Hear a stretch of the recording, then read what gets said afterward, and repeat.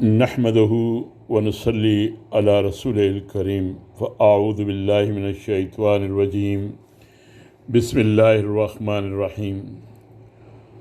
مصلحین عصر کی ترجیحات، یہ ہے ہمارے آج کے مطالعے کا عنوان۔ یاد رہے کہ ہم دین میں ترجیحات اس کتاب کا مطالعہ مسلسل کر رہے ہیں۔ یہ اس کا آخری باب ہے۔ اسے علامہ یوسف القرضاوی صاحب نے مرتب کیا ہے۔ آج کا مطالعہ اس کتاب کا آخری باب، عنوان ہے مصلحین عصر کی ترجیحات۔ جو شخص عہد حاضر میں داعیان دین اور مصلحین کی زندگی پر نظر ڈالے گا، اسے عملی پہلو سے معلوم ہو جائے گا کہ ان میں سے ہر ایک نے دعوت و اصلاح کے میدان میں ایک متعین پہلو کو اپنائے رکھا، اسی پہلو کو دوسروں پر مقدم کیا اور اپنی فکر اور سعی اسی کی طرف متوجہ کی۔ اس کی بنیاد یہی تھی کہ ایک طرف انہوں نے اسلام کی حقیقت یہی سمجھی اور دوسری طرف انہوں نے اسلامی زندگی میں اس پہلو کے لحاظ سے کمی کا مشاہدہ کیا۔ انہوں نے سمجھا کہ اس وقت امت مسلمہ کو اپنی احیاء اور بقا کی خاطر اور اعلاء کلمت اللہ اور نشاط ثانیہ کے لیے یہ پہلو اپنانے کی ضرورت ہے۔ سب سے پہلے ہم امام محمد بن عبد الوہاب کے بارے میں پڑھیں گے۔ جزیرہ عرب میں امام محمد بن عبد الوہاب کے نزدیک عقیدے کو سب سے زیادہ اہمیت حاصل تھی۔ اس کے ذریعے وہ توحید کی کھیتی کو ان شرکیات اور کفریات سے محفوظ کرنا چاہتے تھے جس کا چشمہ آلودہ ہو چکا تھا اور جس کی شفافیت ماند پڑ گئی تھی۔ انہوں نے عقیدے کے بارے میں اپنی کتابیں اور مکتوبات لکھے اور اسی کی خاطر انہوں نے مظاہر شرک کو منہدم کرنے کی دعوتی اور عملی مہم چلائی۔ سید محمد احمد مہدی، سوڈان میں محمد احمد مہدی کی اصل ترجیح جہاد تھی۔ وہ اپنے پیروکاروں کی اس انداز سے تربیت کرتے تھے جس کے ذریعے وہ مشکلات کو برداشت کرنے کا مادہ اپنے اندر پیدا کریں اور وہ شدت کے ساتھ برطانوی استعمار اور اس کے اتحادیوں کا مقابلہ کریں۔ سید جمال الدین افغانی، ان کے سامنے یہ ترجیح تھی کہ امت کو بیدار کیا جائے اور اسے استعمار کے خلاف اٹھایا جائے، کیونکہ استعمار نہ صرف امت کی دنیاوی زندگی کے لیے خطرہ تھا بلکہ اس کی اخروی زندگی میں اس سے متاثر ہو سکتی تھی۔ وہ مسلمانوں کو یہ شعور دینا چاہتے تھے کہ وہ ایک امت ہیں جن کا قبلہ مشترک، عقیدہ مشترک، رخ ایک اور انجام ایک ہے۔ یہ بات ان کی زندگی اور پوری سیرت میں نمایاں ہے۔ ان کے رسالے العروۃ الوثقیٰ سے بھی اس کی خوب وضاحت ہوتی ہے، جسے وہ اپنے شاگرد اور دوست محمد عبدہ کی معیت میں نکالتے تھے۔ امام محمد عبدہ نے اس مسئلے کو اہمیت دی کہ مسلمانوں کو ذہنی غلامی کی بیماری سے نکالا جائے اور انہیں اسلام کے صاف و شفاف چشموں سے مربوط کیا جائے۔ وہ اپنے بارے میں اور اپنے اہداف کے بارے میں خود ہی فرماتے ہیں، میں نے دو اہم معاملات کی طرف دعوت دی، ایک یہ کہ فکر کو تقلید کی قید سے آزاد کیا جائے اور دین کو اسی طریقے پر سمجھا جائے جیسا کہ امت کے سلف نے اختلافات کے ظہور سے پہلے اس کو سمجھا تھا۔ اس کے معارف سے آگاہی حاصل کرنے کے لیے اس کے پہلے منبع کی طرف رجوع کیا جائے اور انہیں عقل انسانی کے اس میزان سے تولا جائے جنہیں اللہ نے مقرر کیا ہے، تاکہ یہ امت ڈھلان سے واپس لوٹے اور وہ اپنی زندگی میں جو خلط و خبط دیکھتی ہے اس میں کمی پیدا کرے۔ اس سے عالم انسانی کی حفاظت میں اللہ کی رحمت کا اتمام ہوگا۔ اس بنا پر عقل انسانی علم دوست سمجھی جاتی ہے اور یہ اس بات پر ابھارتی ہے کہ آدمی کائنات میں پنہاں اسرار کی تلاش کرے۔ یہ اس بات کی دعوت دیتی ہے کہ ثابت شدہ حقائق کا احترام کرے اور یہ مطالبہ کرتی ہے کہ نفس کی تہذیب اور عمل کی اصلاح میں اس کی طرف رجوع کیا جائے۔ ان ساری چیزوں کو میں ایک سمجھتا ہوں۔ اس کی طرف دعوت دینے میں بعض اوقات میں ان دو بڑے گروہوں کی رائے کے خلاف کرتا ہوں جن سے امت مسلمہ کا جسم مرکب ہے۔ میری مراد علوم دین کے طالب علم اور اس دور کے فنون کے طالب علم ہیں۔ دوسری چیز عربی زبان کے اسالیب کی اصلاح کرنا تھی۔ ایک اور بات بھی تھی جس کی طرف میں دعوت دیتا تھا اور سارے لوگ اس سے بالکل کورے اور اس کے سمجھنے سے قاصر تھے، لیکن وہ ایک ایسی بنیاد تھی جس پر ان کی معاشرتی زندگی قائم تھی۔ ان کے اوپر جس کم ہمتی، کمزوری اور ذلت کا غلبہ ہو چکا تھا، اس کی وجہ سے انہوں نے اس بنیاد سے صرف نظر ہی کیا تھا۔ وہ بنیاد یہ تھی کہ حکومت کے حق یعنی عوام کی طرف سے اس کی اطاعت اور عوام کے حق یعنی حکومت کی طرف سے ان کے درمیان عدل دو الگ الگ باتیں ہیں اور ان کے درمیان فرق کرنا چاہیے۔ اور یہ کہ حکمرانوں کی اطاعت اگرچہ ضروری ہے مگر وہ بھی انسانوں میں سے ہوتے ہیں جن سے غلطی بھی ہو سکتی ہے اور خطا بھی، اور ان پر خواہش کا غلبہ بھی ہو سکتا ہے۔ ان کو ان کی غلطیوں اور خواہشات سے روکنے کا طریقہ یہی ہے کہ قوم ان کو نصیحت کیا کرے، نہ صرف قول کے ساتھ بلکہ فعل کے ساتھ بھی۔ ہم نے علن یہ بات اس وقت کہی تھی جب استبداد پورے جوبن پر تھا اور ظلم اپنی لاٹھی ہاتھ میں لیے دندناتے پھر رہا تھا۔ ظالم کا ہاتھ فولادی تھا اور لوگ سارے کے سارے اس کے مکمل طور پر غلام بن چکے تھے۔ امام حسن البنا نے سب سے پہلے مسلمانوں میں اسلام کے صحیح فہم کی طرف توجہ دی۔ جو چیزیں مغرب زدہ اور سیکولر مفکرین کے ہاتھوں اسلام سے خارج کر دی گئی تھیں، امام حسن البنا نے انہیں دوبارہ اس میں داخل کر دیا۔ ان مفکرین کا مقصد یہ تھا کہ اسلام قانون کو چھوڑ کر محض ایک عقیدے کی شکل اختیار کر لے۔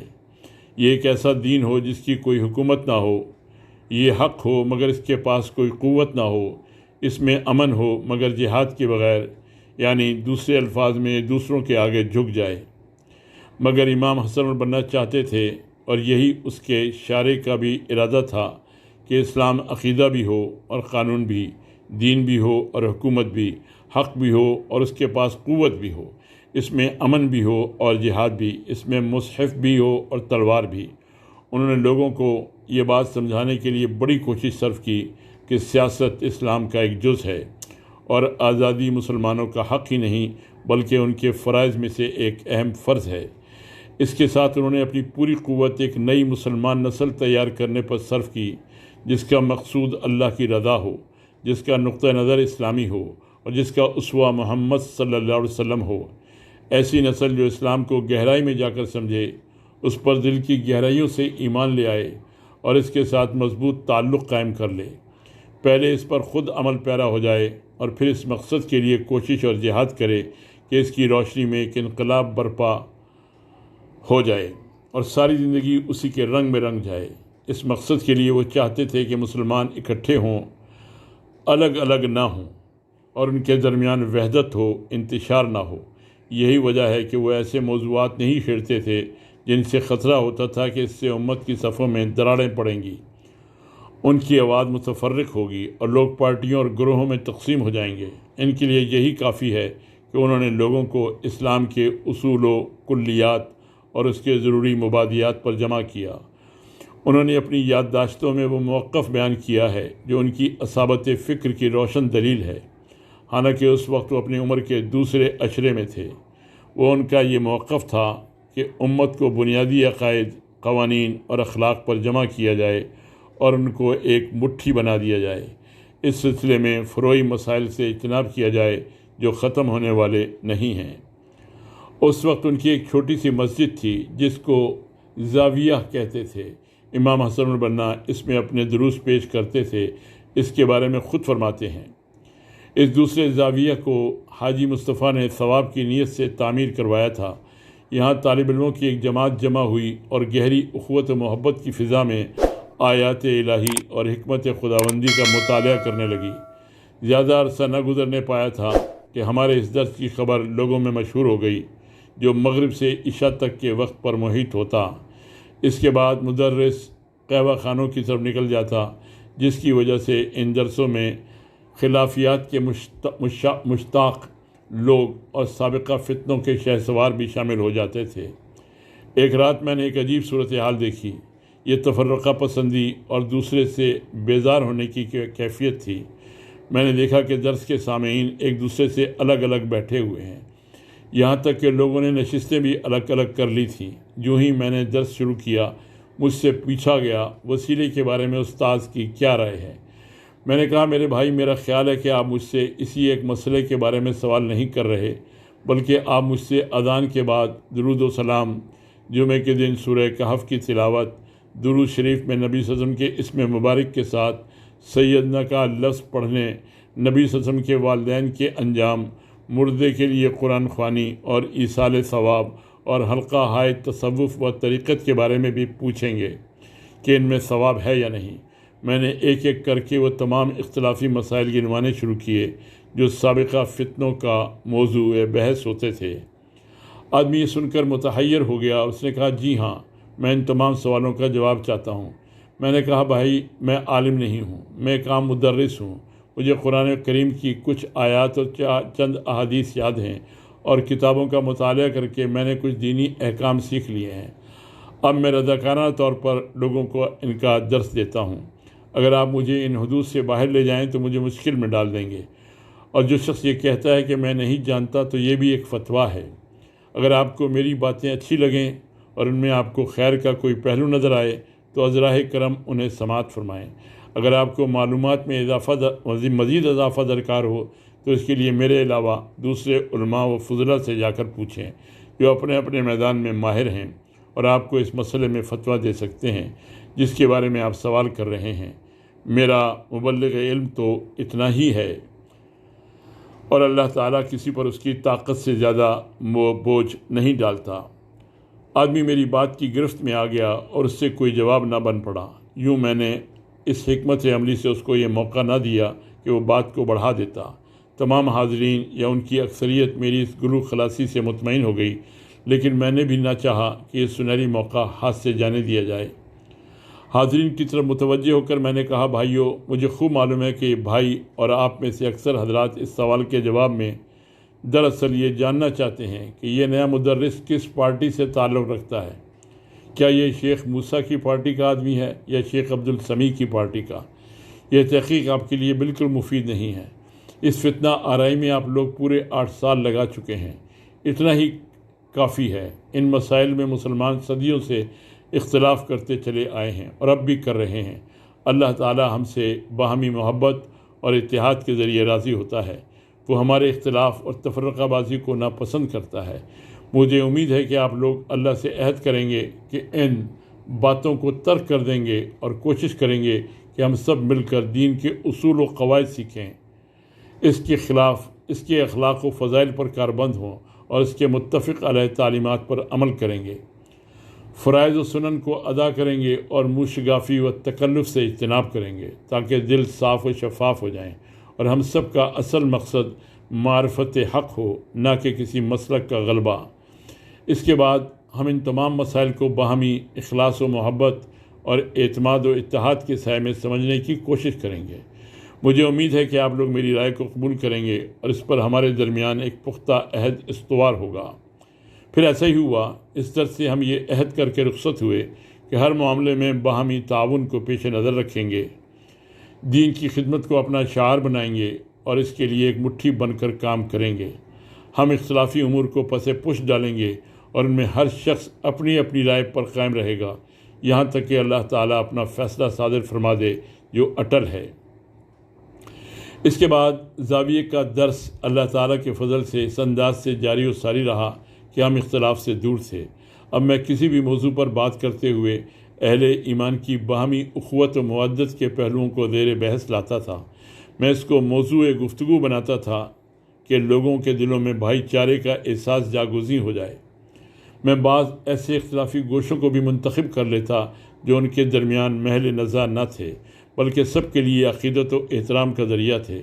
ان گوشوں کو میں سلف صالحین کی باہمی رواداری کے لیے بطور مثال پیش کرتا تھا اور اس کی بنیاد پر ان کے دل میں یہ بات بٹھاتا تھا کہ ہم آپس میں بھی اختلاف کے باوجود ایک دوسرے کی رائے کا احترام کریں۔ مجھے یاد ہے کہ میں نے ایک مرتبہ ان کے سامنے ایک عملی مثال بھی پیش کی۔ میں نے ان سے پوچھا، آپ میں حنفی کون ہے؟ ایک شخص آگے بڑھا۔ میں نے پوچھا، شافعی کون ہے؟ یہ سن کر ایک اور شخص آگے آیا۔ میں نے لوگوں سے کہا، میں ابھی ان دونوں بھائیوں کو نماز پڑھاؤں گا۔ پھر میں نے حنفی سے پوچھا، آپ قرأت فاتحہ کے بارے میں کیا طریقہ اختیار کریں گے؟ اس نے کہا، میں خاموش رہوں گا اور فاتحہ نہیں پڑھوں گا۔ میں نے شافعی سے پوچھا، آپ کیا طریقہ اپنائیں گے؟ اس نے کہا، میں تو ضرور فاتحہ پڑھوں گا۔ میں نے کہا، جب ہم نماز سے فارغ ہوں گے تو اے شافعی، آپ مجھے یہ بتائیں کہ اپنے حنفی بھائی کے بارے میں آپ کی کیا رائے ہوگی؟ اس نے کہا، اس کی نماز باطل ہوگی کیونکہ اس نے سورہ فاتحہ نہیں پڑھی اور قرأت فاتحہ نماز کا ایک رکن ہے۔ پھر میں نے حنفی سے پوچھا، اپنے شافعی بھائی کے بارے میں آپ کی کیا رائے ہوگی؟ اس نے کہا، وہ مکروہ تحریمی کا ارتکاب کرے گا۔ امام کے پیچھے فاتحہ پڑھنا مکروہ تحریمی ہے۔ اس کے بعد میں نے دونوں سے مخاطب ہو کر کہا، کیا تم دونوں ایک دوسرے کے فعل کو منکر سمجھو گے جس کے لیے حدیث میں ہاتھ، زبان یا دل سے تغییر یعنی بدل ڈالنے یا ناپسندیدگی کا حکم ہے؟ دونوں نے یک زبان ہو کر کہا، ہرگز نہیں۔ پھر میں نے دیکھا سامعین سے پوچھا، کیا تم ان دونوں میں سے کسی کے فعل کو منکر سمجھو گے؟ انہوں نے بھی کہا، ہرگز نہیں۔ میں نے کہا، سبحان اللہ، اس معاملے میں تو آپ کے لوگوں کے لیے سکوت کی گنجائش ہے، حالانکہ یہ نماز کی صحت و فساد کا معاملہ ہے، مگر آپ کسی نمازی کے ساتھ اس بات پر رواداری کے لیے تیار نہیں ہیں کہ وہ تشہد میں اللہم صلی علی محمد پڑھے یا اللہم صلی علی سیدنا محمد پڑھے۔ آپ لوگ اتنی سی بات کو ایسا مسئلہ بنا لیتے ہیں کہ اگر آپ کی بات نہ مانی گئی تو پوری دنیا میں ایک ہنگامہ برپا ہو جائے گا۔ میرا یہ اسلوب خاصا مؤثر رہا۔ لوگ ایک دوسرے کے بارے میں اپنے رویے پر نظر ثانی کرنے لگے اور وہ جان گئے کہ اللہ کے دین میں بہت وسعت اور آسانی ہے اور اس میں کسی ایک فرد یا گروہ کی حکومت نہیں چلتی۔ ہر چیز کا مرجع اللہ اور اس کا رسول یا پھر مسلمانوں کی جماعت اور ان کا امام ہے، اگر فی الواقع ان کی کوئی جماعت اور کوئی امام موجود ہو۔ امام مودودی رحمۃ اللہ علیہ، امام ابو العلا مودودی کی ترجیح یہ تھی کہ جدید جاہلیت کے خلاف جنگ کی جائے، لوگوں کو دین اور عبادت جامع معنی میں کی طرف بلایا جائے اور صرف اللہ وحدہ کی حاکمیت کو تسلیم کیا جائے۔ اس کے علاوہ جتنی حاکمیتیں دنیا میں قائم ہیں ان سب کو مسترد کیا جائے، خواہ اس کا مقام و مرتبہ کچھ بھی ہو، خواہ یہ حاکمیتیں علمی و فکری رہنماؤں کی ہوں یا سیاسی قائدین کی۔ ان کا مقصد ایک امتیازی اسلامی ثقافت کا قیام تھا، ایک ایسی ثقافت جو تمدن، معیشت، سیاست اور انفرادی و اجتماعی زندگی میں مغربی فکر کو مسترد کرے اور انقلاب اور تبدیلی کے لیے اپنا ایک مستقل طریقہ کار طے کر لے۔ اس سلسلے میں ان کی کئی کتابیں اور رسالے سامنے آئے جو اسلامی دعوت اور اسلام کی تجدید میں ان کی فکر کو بیان کرتے ہیں۔ پھر اس بنیاد پر عمارت کی تعمیر اور اس فکر کو عام کرنے کے لیے ایک جماعت وجود میں آئی۔ ان کی یہ فکر ان کی تمام کتابوں میں نمایاں ہے، جس کا ایک نمونہ سورہ شورى کی آیت ان اقیم الدین کا وہ تفصیلی نوٹ ہے جس میں اقامت دین کی ایک غلط تعبیر پر تنقید کرتے ہوئے لکھتے ہیں، قرآن مجید کو جو شخص بھی آنکھیں کھول کر پڑھے گا اسے یہ بات صاف نظر آئے گی کہ یہ کتاب اپنے ماننے والوں کو کفر اور کفار کی رعیت فرض کر کے مغلوبانہ حیثیت میں مذہبی زندگی بسر کرنے کا پروگرام نہیں دے رہی ہے، بلکہ یہ اعلانیہ اپنی حکومت قائم کرنا چاہتی ہے، اپنے پیرووں سے مطالبہ کرتی ہے کہ وہ دین حق کو فکری، اخلاقی، تہذیبی اور قانونی و سیاسی حیثیت سے غالب کرنے کے لیے جان لڑا دیں، اور ان کو انسانی زندگی کی اصلاح کا وہ پروگرام دیتی ہے جس کے بہت بڑے حصے پر صرف اسی صورت پر عمل کیا جا سکتا ہے جب حکومت کا اقتدار اہل ایمان کے ہاتھ میں ہو۔ یہ کتاب اپنے نازل کیے جانے کا مقصد یہ بیان کرتی ہے۔ سورہ نساء کی آیت نمبر 105 میں ارشاد ہے، اِنَّا أَنزَلْنَا إِلَيْكَ الْكِتَابَ بِالْحَقِّ لِتَحْكُمَ بَيْنَ النَّاسِ بِمَا أَرَاكَ اللَّهُ۔ اے نبی صلی اللہ علیہ وسلم، ہم نے یہ کتاب حق کے ساتھ تم پر نازل کی ہے تاکہ تم لوگوں کے درمیان فیصلہ کرو اس روشنی میں جو اللہ نے تمہیں دکھائی ہے۔ اس کتاب میں زکوٰۃ کی تحصیل و تقسیم کے جو احکام دیے گئے ہیں وہ صریحاً اپنے پیچھے ایک ایسی حکومت کا تصور رکھتے ہیں جو ایک مقرر قاعدے کے مطابق زکوٰۃ وصول کر کے مستحقین تک پہنچانے کا ذمہ لے۔ سورہ توبہ کی آیت نمبر 60 اور 103 میں اس کو بیان کیا گیا۔ اس کتاب میں سود کو بند کرنے کا جو حکم دیا گیا ہے اور سود خواری جاری رکھنے والوں کے خلاف جو اعلان جنگ کیا گیا ہے، سورہ بقرہ کی آیات 275 تا 279، وہ اسی صورت میں روبہ عمل آ سکتا ہے جب ملک کا سیاسی اور معاشی نظام پوری طرح اہل ایمان کے ہاتھ میں ہو۔ اس کتاب میں قاتل سے قصاص لینے کا حکم ہے، سورہ بقرہ کی آیت نمبر 178۔ چوری پر ہاتھ کاٹنے کا حکم ہے، سورہ مائدہ آیت نمبر 38۔ زنا اور قذف پر حد جاری کرنے کا حکم ہے، سورہ نور کی آیت نمبر 4۔ اس مفروضے پر نہیں دیا گیا ہے کہ ان احکام کے ماننے والے لوگوں کو کفار کی پولیس اور عدالتوں کے ماتحت رہنا ہوگا۔ اس کتاب میں کفار سے قتال کا حکم، سورہ بقرہ کی آیات 190 اور 216، یہ سمجھتے ہوئے نہیں دیا گیا ہے کہ اس دین کے پیرو کفر کی حکومت میں فوج بھرتی کر کے اس حکم کی تعمیل کریں گے۔ اس کتاب میں اہل کتاب سے جزیہ لینے کا حکم، سورہ توبہ کی آیت نمبر 29، اس مفروضے پر نہیں دیا گیا ہے کہ مسلمان کافروں کی رعایا ہوتے ہوئے ان سے جزیہ وصول کریں گے اور ان کی حفاظت کا ذمہ لیں گے۔ اور یہ معاملہ صرف مدنی صورتوں ہی تک محدود نہیں ہے، مکی صورتوں میں بھی دیدہ بینا کو اعلانیہ نظر آ سکتا ہے کہ ابتدائی سے جو نقشہ پیش نظر تھا وہ دین کے غلبہ و اقتدار کا تھا، نہ کفر کی حکومت کے تحت دین اور اہل دین کے ذمہ بن کر رہنے کا۔ سب سے بڑھ کر جس چیز سے تعبیر کی یہ غلطی متصادم ہوتی ہے وہ خود رسول اللہ صلی اللہ علیہ وسلم کا وہ عظیم الشان کام ہے جو حضور صلی اللہ علیہ وسلم نے 23 سال کے زمانہ رسالت میں انجام دیا۔ آخر کون نہیں جانتا کہ آپ نے تبلیغ اور تلوار دونوں سے پورے عرب کو مسخر کیا اور اس میں ایک مکمل حکومت کا نظام ایک مفصل شریعت کے ساتھ قائم کر دی، جو اعتقادات اور عبادات سے لے کر شخصی کردار، اجتماعی اخلاق، تہذیب و تمدن، معیشت و معاشرت، سیاست و عدالت اور صلح و جنگ تک زندگی کے تمام گوشوں پر حاوی تھی۔ اگر حضور صلی اللہ علیہ وسلم کے اس پورے کام کو اقامت دین کے اس حکم کی تعبیر نہ مانا جائے جو اس آیت کے مطابق تمام انبیاء سمیت آپ صلی اللہ علیہ وسلم کو دیا گیا تھا، تو پھر اس کے دو ہی معنی ہو سکتے ہیں۔ یا تو معاذ اللہ حضور صلی اللہ علیہ وسلم پر الزام عائد کیا جائے کہ آپ صلی اللہ علیہ وسلم معمور تو صرف ایمانیات اور اخلاق کے موٹے موٹے اصولوں کی محض تبلیغ و دعوت پر ہوئے تھے، مگر آپ صلی اللہ علیہ وسلم نے اس سے تجاوز کر کے بطور خود ایک حکومت قائم کر دی اور ایک مفصل قانون بنا ڈالا جو شرائع انبیاء کی قدر مشترک سے مختلف بھی تھا اور زائد بھی۔ یا پھر اللہ تعالیٰ پر یہ الزام رکھا جائے کہ وہ سورہ شورى میں مذکورہ بالا اعلان کر چکنے کے بعد خود اپنی بات سے منحرف ہو گیا اور اس نے اپنے آخری نبی سے یہ نہ صرف وہ کام لیا جو اس سورہ کی اعلان کردہ اقامت دین سے بہت کچھ زائد اور مختلف تھا، بلکہ اس کام کی تکمیل پر اپنے پہلے اعلان کے خلاف یہ دوسرا اعلان بھی کر دیا کہ الیوم اکملت لکم دینکم، آج میں نے تمہارے لیے تمہارا دین مکمل کر دیا۔ اعاذنا اللہ من ذالک، ان دونوں صورتوں کے سوا اور کوئی تیسری صورت ایسی نکلتی ہو جس سے اقامت دین کی یہ تعبیر بھی قائم رہے اور اللہ یا اس کے رسول پر کوئی الزام بھی عائد نہ ہو، تو ہم ضرور یہ معلوم کرنا چاہیں گے۔ سید قطب شہید رحمۃ اللہ علیہ کے ہاں ترجیح یہ تھی کہ نظام سے پہلے عقیدے کو پختہ کیا جائے اور اس کی بنیاد پر زمین میں اللہ کی حاکمیت قائم کی جائے۔ یہ بات انہوں نے اپنے آخری دور کی کتابوں میں اور خاص طور پر فی ظلال القرآن میں بار بار دہرائی ہے۔ بعض لوگوں کا خیال ہے کہ حاکمیت کا نظریہ مودودی اور قطبی نظریہ ہے، مگر یہ سخت غلطی ہے اور جہالت ہے۔ یہ تو ایک ایسا مسئلہ ہے جس میں تمام علماء اہل اصول کا اتفاق ہے، اور انہوں نے اس مسئلے کو اصول فقہ کی بحث الحکم میں تفصیل سے بیان کیا ہے۔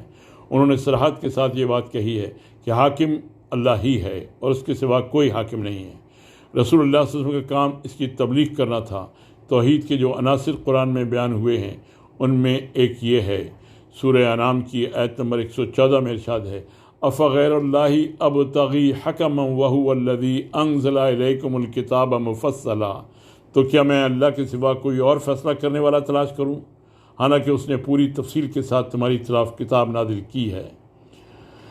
اسی طرح سید قطب شہید رحمۃ اللہ علیہ نے اسلام کے اعتقادی تصور کو درست کرنے پر بھی توجہ دی، کیونکہ یہ ممکن ہی نہیں ہے کہ ایک فاسد یا بیمار تصور سے کوئی صالح عمل برآمد ہو سکے۔ اگر لکڑی ٹیڑھی ہو تو اس کا سایہ سیدھا کیسے ہو سکتا ہے؟ اس بنا پر انہوں نے ہر میدان میں جدید جاہلیت کو مسترد کر دیا، عقیدے میں، فکر میں، کردار میں، فرد کی زندگی میں، خاندان اور معاشرے کی زندگی میں۔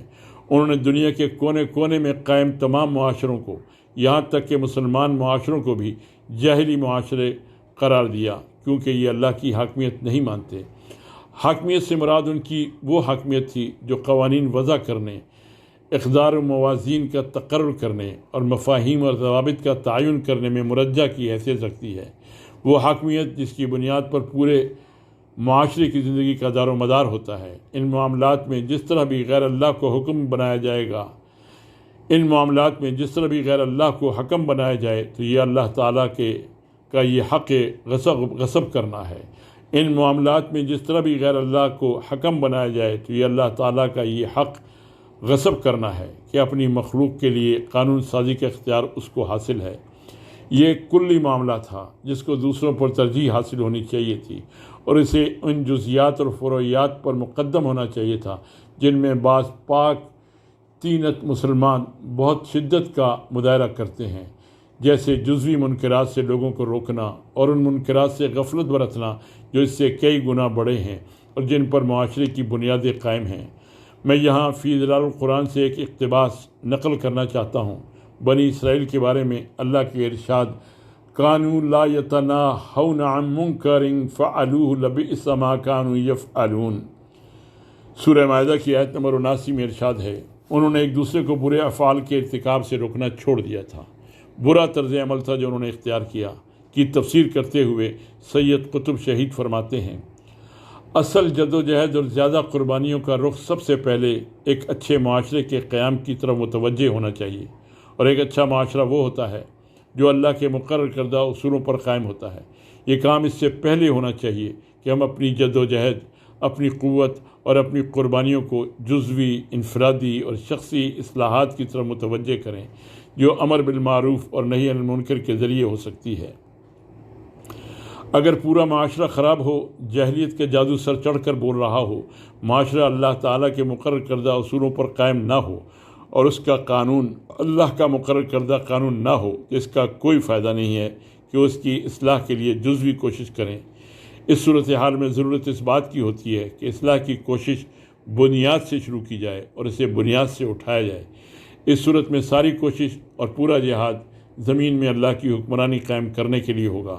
پھر جب یہ حکمرانی مضبوط ہوگی تو امر بالمعروف اور نہی عن المنکر کا فریضہ اپنی اساس کے ساتھ مربوط ہو جائے گا۔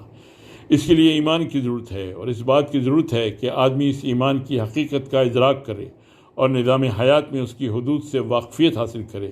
اس سطح پر ایمان وہ چیز ہے جو آدمی کا اعتماد پورے کا پورا اللہ پر قائم کر دیتا ہے، اور اسے اس بات پر پختہ یقین ہو جاتا ہے کہ اللہ تعالیٰ اپنی نصرت خیر کے ساتھ کر دے گا، خواہ راستہ کتنا ہی لمبا ہو۔ اسے یہ بھی یقین ہوتا ہے کہ مجھے اجر اسی کے پاس سے مل سکتا ہے۔ وہ یہ نہیں دیکھتا کہ میری کوشش کا اس دنیا میں کوئی پھل نکل آیا یا نہیں، اور اس کام کے لیے میرے ساتھ کوئی اور تیار ہوا یا نہیں۔ وہ یہ بھی نہیں دیکھتا کہ گمراہ معاشرے نے اس کی قدر کی یا نہیں کی۔ نہ اسے یہ امید ہوتی ہے کہ اہل جاہلیت میں سے کوئی شخص اس کی مدد کو آئے گا۔ قرآن و سنت کی وہ تمام نصوص جن میں امر بالمعروف اور نہی عن المنکر کا حکم آیا ہے، وہ سب اس بات سے بحث کرتی ہیں کہ ایک اسلامی معاشرے میں مسلمان کا فرض کیا ہونا چاہیے، یعنی وہ معاشرہ جو بنیادی طور پر اللہ کی حاکمیت کا معترف ہوتا ہے اور اپنے فیصلے شریعت الہی کے مطابق کرتا ہے، خواہ پھر اس میں بعض حالات میں اس حاکمیت سے کسی بھی حد تک سرکشی پائی جائے اور بعض حالات میں اس کے اندر گناہ کس قدر عام ہو جائے۔ رسول اللہ صلی اللہ علیہ وسلم کے اس ارشاد میں یہی بات ملتی ہے کہ افضل ترین جہاد یہ ہے کہ ظالم امام کے سامنے کلمہ حق کہا جائے۔ افضل الجہاد کلمۃ حق عند سلطان جائر۔ افضل ترین جہاد یہ ہے کہ ظالم امام کے سامنے کلمہ حق کہا جائے۔ اس میں امام کا ذکر ہے، اور وہ امام نہیں بن سکتا جب تک کہ وہ پہلے اللہ کی حکمرانی اور اس کی شریعت کے فیصلہ کن ہونے کا اقرار نہ کرے۔ جو شخص شریعت کو فیصلہ کن نہیں بناتا اس کو امام نہیں کہا جا سکتا۔ اس کے بارے میں تو اللہ تعالیٰ سورہ مائدہ کی آیت نمبر 44 میں فرماتے ہیں، وَمَن لَّمْ يَحْكُم بِمَا أَنزَلَ اللَّهُ فَأُولَٰئِكَ هُمُ الْكَافِرُونَ۔ جو لوگ اللہ کے نازل کردہ قانون پر فیصلے نہیں کرتے وہ کافر ہیں۔ اب وہ جاہلی معاشرے جو اللہ کے قانون سے فیصلے نہیں کرواتے، ان میں اہم اور بڑا منکر وہ ہے جس کے منبع سے سارے منکرات پھوٹتے ہیں، اور وہ ہے اللہ کی شریعت کو دنیا کی زندگی سے بے دخل کر کے بالواسطہ اس کی الوہیت سے انکار کرنا۔ یہ منکر جو بڑا اور بنیادی ہے، سب سے پہلے اس بات کا مستحق ہے کہ اس کا انکار کیا جائے۔ یہ کام اس سے پہلے کرنے کا ہے کہ آدمی جزوی منکرات کے پیچھے پڑ جائے جو اس بڑے منکر سے نکلے ہوئے ہیں، اس کی فرع اور اس کا سایہ ہیں۔ کوئی فائدہ نہیں ہے اگر کچھ نیک اور اچھے لوگ اپنی جد و جہد کو جزوی منکرات کا قلع قمع کرنے میں ضائع کریں، جو فطرتاً اس بڑے منکر کی وجہ سے پیدا ہو چکے ہیں۔ وہ بڑا منکر اللہ کی مخالفت کرنے کی جرت کرنا، اس کی الوہیت والی خصوصیات کا دعویٰ کرنا اور زندگی کے لیے اس کے دیے ہوئے نظام کو مسترد کر کے اس کی الوہیت سے انکار کرنا ہے۔ ایسے منکرات کو ختم کرنے کی کوشش میں وقت ضائع کرنا بالکل بے فائدہ ہے، جو اس بڑے منکر کے مقتضیات میں سے ہیں اور بلا اختلاف اس کے برے نتائج میں سے ہیں۔ اس کے علاوہ یہ بھی ہے کہ ہم کب تک لوگوں کی طرف سے کیے جانے والے ان منکرات کے بارے میں فیصلے صادر کریں گے؟ ہم ان کے اعمال کو کس میزان میں تولیں گے تاکہ ہم ان سے کہہ سکیں کہ یہ منکر ہے اور اس سے اجتناب کرو؟ جب آپ ان سے کہیں گے کہ یہ منکر ہے تو ادھر ادھر سے 10 آدمی تمہاری طرف متوجہ ہوں گے اور تم سے کہیں گے کہ نہیں جی یہ منکر نہیں ہے، یہ تہذیب و تمدن سے خالی دور میں منکر ہوتا ہوگا، مگر اب دنیا ترقی کر رہی ہے اور معاشرہ ایڈوانس ہو رہا ہے۔ اس طرح کے حالات میں چیزوں کے اعتبارات مختلف ہوتے رہتے ہیں، اس لیے ایک ایسے میزان کی ضرورت ہوگی جو ثابت ہو اور جس کی طرف ہم اپنے اعمال کے لیے رجوع کر سکیں۔ اسی طرح ایسی اقدار کی ضرورت ہے جو سب کے نزدیک معتبر ہوں، جن پر ہم معروف اور منکر کو جانچ سکیں۔ یہ اقدار ہمیں کہاں سے ملیں گی اور یہ میزان ہم کہاں سے لائیں گے؟ کیا ہم یہ میزان لوگوں کے اندازوں، ان کے عرف، ان کی چاہتوں اور خواہشوں سے حاصل کریں گے جو ہر وقت تغیر پذیر ہوتی ہیں اور ایک حالت پر کبھی نہیں ٹھہرتی؟ اگر ہم نے ایسا کیا تو گویا ہم نے ایک ایسے جنگل کا رخ کیا جس میں کوئی رہنما نہیں، اور ایک ایسے سمندر میں اتر پڑے جس میں کہیں نشانات موجود نہیں ہیں۔ اس لیے ضروری ہوا کہ ہم پہلے ایک میزان قائم کریں۔ یہ میزان بھی ایسا ہونا چاہیے جو مستقل ہو اور وہ خواہشات سے متاثر نہ ہو۔ یہ مستقل میزان صرف اور صرف اللہ کا میزان ہے۔ پس کیا ہے اگر معاشرہ سرے سے اللہ کی حاکمیت کو نہ مانے اور اس کی شریعت کو فیصلہ کن تسلیم نہ کرے، حالانکہ اس کی طرف دعوت دینے والوں کا مذاق اڑائے اور ان کو اجنبیت کی نظر سے دیکھے؟ کیا یہ کوشش ضائع اور عبث اور مسخر نہیں ہوگی؟ کیا یہ کوشش ضائع اور عبث اور مسخرہ نہیں ہوگی کہ تم ایسے معاشرے میں کھڑے ہو کر لوگوں کو زندگی کے ایسے جزیات کے بارے میں امر بالمعروف اور نہی عن المنکر کرو جن کی حیثیت بالکل ثانوی ہے، حالانکہ ان کے میزان مختلف ہوتے ہیں، ان کی اقدار میں کوئی مماثلت نہیں پائی جاتی اور ان کے درمیان خواہشات اور آراء میں اختلاف کا ایک وسیع سمندر حائل ہو؟ یقیناً یہ بات ضروری ہے کہ بنیادی طور پر ان کے درمیان ایک حکم، ایک میزان، ایک اقتدار اور ایک منہج حیات کے بارے میں اتفاق ہو، جس کی طرف اختلاف کرنے والے لوگ اپنی آراء اور اپنی خواہشات کے حوالے سے رجوع کر سکیں۔ ضروری ہے کہ پہلے بڑے معروف کا حکم دیا جائے، اور وہ ہے اللہ تعالیٰ کے اقتدار اور اس کے منہج کو تسلیم کرنا۔ اسی طرح یہ بھی ضروری ہے کہ پہلے بڑے منکر کو روکا جائے، اور وہ ہے اللہ کی شریعت کو بحیثیت قانون مسترد کر کے اس کی الوہیت سے انکار۔ اس بنیاد کی تعمیر کے بعد یہ ممکن ہو سکے گا کہ اس پر عمارت کو اٹھایا جائے۔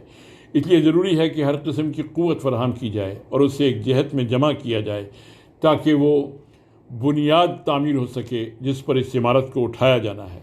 افسوس کے ساتھ کہنا پڑتا ہے کہ بعض نیک سیرت لوگ اپنی کوششیں فروعی مسائل کے بارے میں امر بالمعروف اور نہی عن المنکر کرتے ہوئے صرف کرتے ہیں، حالانکہ وہ بنیاد جس پر اسلامی معاشرے کی عمارت تعمیر ہوتی ہے اور جس پر امر بالمعروف اور نہی عن المنکر کے کام کو آگے بڑھانا ہوتا ہے وہ منہدم ہوئی پڑی ہے۔ مثلاً اس بات کا کیا فائدہ ہوگا کہ آپ ایک ایسے معاشرے میں لوگوں کو حرام کھانے سے روکیں جس کی معاشی بنیاد سود پر قائم ہے، جو اس کے سارے مال کو حرام میں تبدیل کرتا ہے، اور اس میں ایک فرد کے لیے بھی یہ ممکن نہیں ہوتا کہ وہ حلال کا رزق کھا سکے، کیونکہ اس کا معاشرتی اور معاشی سارا نظام اللہ کی شریعت کی مخالف بنیادوں پر قائم ہے۔